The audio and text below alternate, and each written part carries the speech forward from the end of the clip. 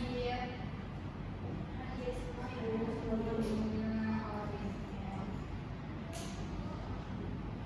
Baik, sebelum mulai pembelajaran pada hari ini, ketua kelas bisa tolong untuk memimpin doa teman-temannya. Baik teman-teman, sebelum kita mulai belajar pada hari ini, mari kita berdoa bersama-sama. Berdoa lanjutkan. Berdoa selesai. Baik, terima kasih ketua kelas. Semoga pembelajaran pada hari ini kita awali dengan berdoa. Anak-anak dapat memahami materi yang akan Ibu sampaikan. Minggu lalu kita sudah membahas mengenai, ada yang masih ingat materi minggu lalu tentang apa? Ada yang masih ingat mengenai pengertiannya? Boleh, Novera?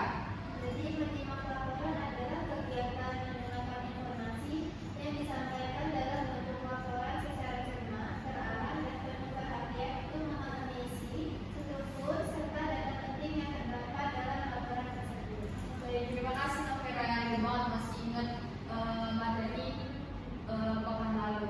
Jadi benar banget ya kata Novera tadi, pengertian dari menyimak laporan itu kegiatan mendengarkan informasi yang disampaikan dalam bentuk laporan secara cermat, terarah, dan penuh perhatian untuk memahami isi, struktur, serta data yang terdapat pada laporan tersebut. Pada minggu ini kita akan lanjut ke materi berikutnya.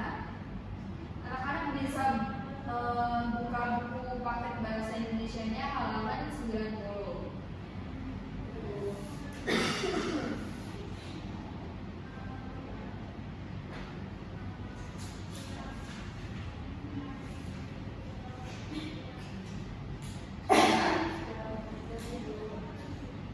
Minggu ini kita akan membahas mengenai berdiskusi tentang fenomena kecerdasan buah anak. Anak-anak, ada menurut pemahaman kalimat kalian nih, pengertian dari diskusi itu apa sih? Ada yang bisa mencoba menjawab pengertian dari diskusi? Boleh, Nazila? Menurut pendapat saya itu diskusi adalah suatu kegiatan untuk bertukar pendapat, gagasan ataupun informasi antara dua orang atau lebih. Yang tujuannya itu untuk menunjukkan pemahaman bersama, mengucapkan yang salah dan menghasilkan sebuah kesimpulan. Baik, terima kasih Nazila. Coba kasih tepuk tangan dulu dong. Jadi benar banget kata Nazila tadi mengenai pengertian diskusi itu kegiatan menyampaikan gagasan ataupun pendapat dari dua orang ataupun lebih dalam satu kelompok untuk entah itu menyelesaikan masalah ataupun menyampaikan pendapatnya seperti itu. Coba anak-anak bisa lihat di buku paketnya yang halaman 90 tadi mengenai robot untuk lansia. Sudah bacaan, boleh anak-anak mulai baca. Sudah ketemu kan?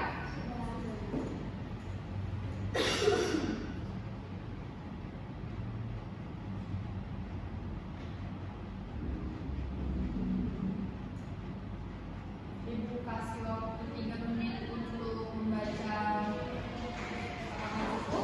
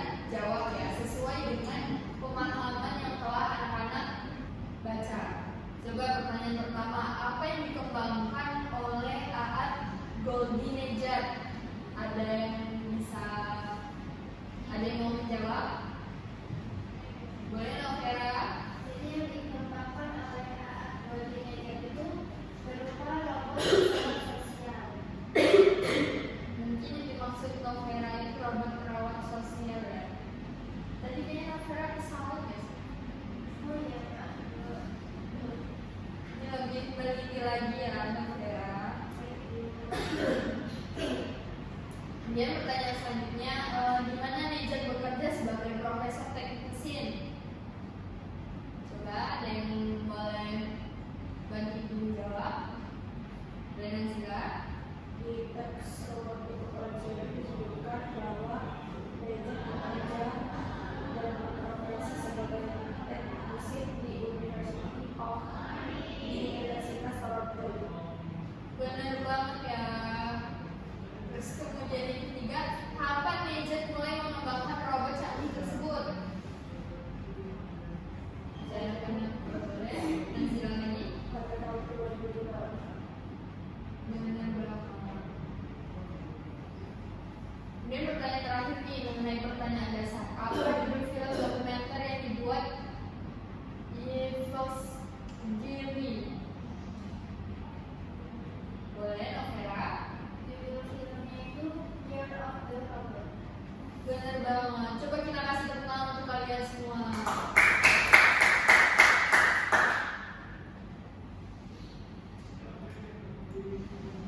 Dan Ibu akan memberi pertanyaan lanjutan. Mengapa dunia kesehatan awalnya melakukan robot yang dikembangkan oleh Nejat? Ada yang ingin coba jawab?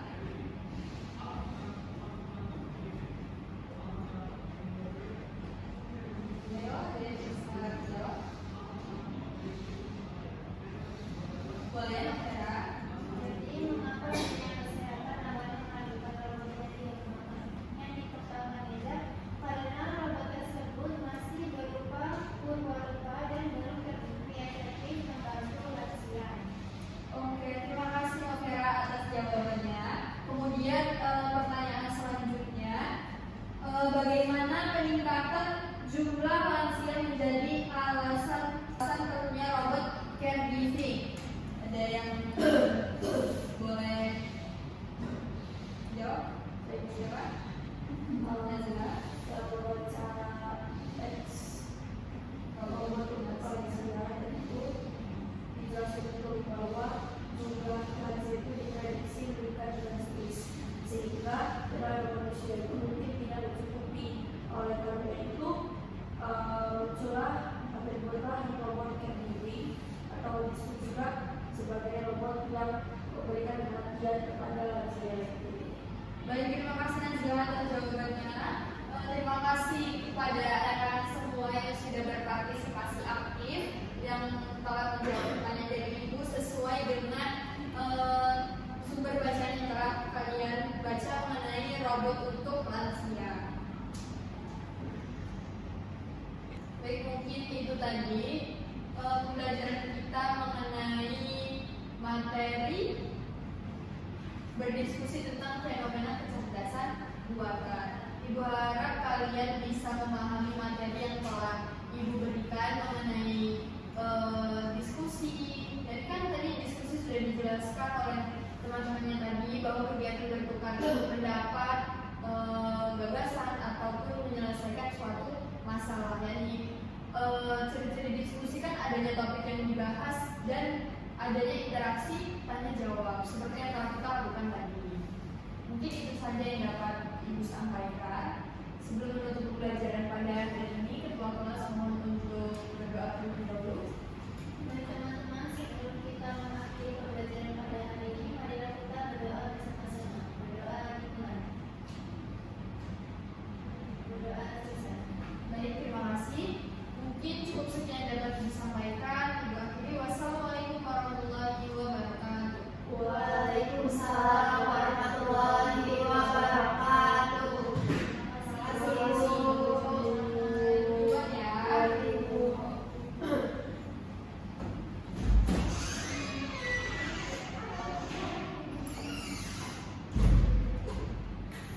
Saya Nazila Azhara dengan NPM 2313041030 sebagai observer tulis dan observer lisan atas nama calon guru Rizka Aprilia dengan NPM 2313041032 pada tanggal 14 November 2025 waktu 10 waktu Indonesia bagian Barat dengan topik berdiskusi tentang fenomena kecerdasan buatan, materi kelas 12.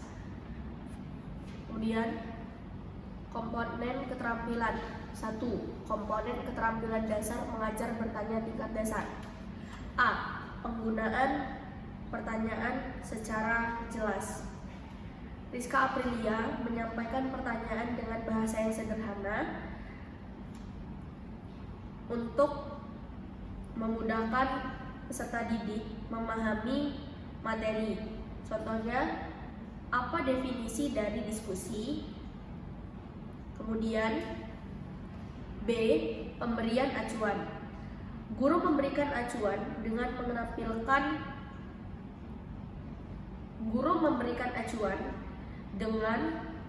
meminta siswa membaca terlebih dahulu teks yang ada di buku cetak. C. Pemindahan giliran. Giliran menjawab dialihkan secara merata kepada beberapa siswa sehingga diskusi tidak hanya berputar pada siswa yang aktif-aktif saja.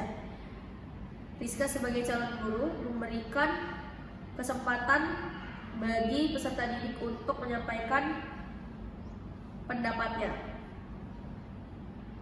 D. Pemberian waktu berpikir.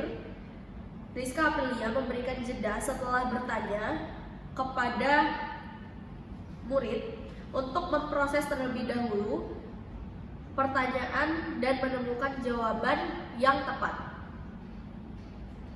E. Pemberian tuntutan. Komentar tidak. F. Pemusatan perhatian. Rizka mengarahkan fokus siswa untuk membaca terlebih dahulu teks dan menemukan informasi yang kemudian dibutuhkan untuk menjawab pertanyaan-pertanyaan yang sudah disediakan. G. Penyebaran pertanyaan. Pertanyaan disebarkan kepada semua siswa. Komponen keterampilan 2. Komponen keterampilan dasar mengajar bertanya tingkat lanjut. A. Pengubahan tuntutan tingkat kognisi dalam menjawab pertanyaan. Guru menaikkan dari pertanyaan dasar ke tingkat lanjut, yaitu dari apa, di mana, siapa, kapan, mengapa, dan bagaimana. Kemudian B. Pengaturan urutan pertanyaan. Urutan pertanyaan secara runtut dari contoh yang sederhana ke contoh yang kompleks. C. Penggunaan pertanyaan pelacak. Komentar tidak. D. Peningkatan terjadinya interaksi. Rizka Aprilia sebagai calon guru memberikan pertanyaan tentang pendapat dari siswa, apa itu diskusi dan apa itu menyimak. Bahkan pertanyaan-pertanyaan dasar dan tingkat lanjut terkait teks yang sudah diberikan. Komponen keterampilan 3. Komponen negatif yang perlu dihindari. A. Mengulangi pertanyaan sendiri atau mengulangi jawaban pembelajar. Komentar tidak. B. Menjawab pertanyaan sendiri. Komentar tidak. Guru tidak menjawab pertanyaan sendiri. C. Menunjuk dulu sebelum bertanya. Komentar tidak. Siswa secara inisiatif menjawab pertanyaan dari calon guru. D. Mengajukan pertanyaan yang mengundang jawaban serempak. Komentar tidak. E. Mengajukan pertanyaan ganda. Komentar tidak. Itulah panduan observasi keterampilan mengajar bertanya dari nama calon guru Rizka Aprilia. Terima kasih.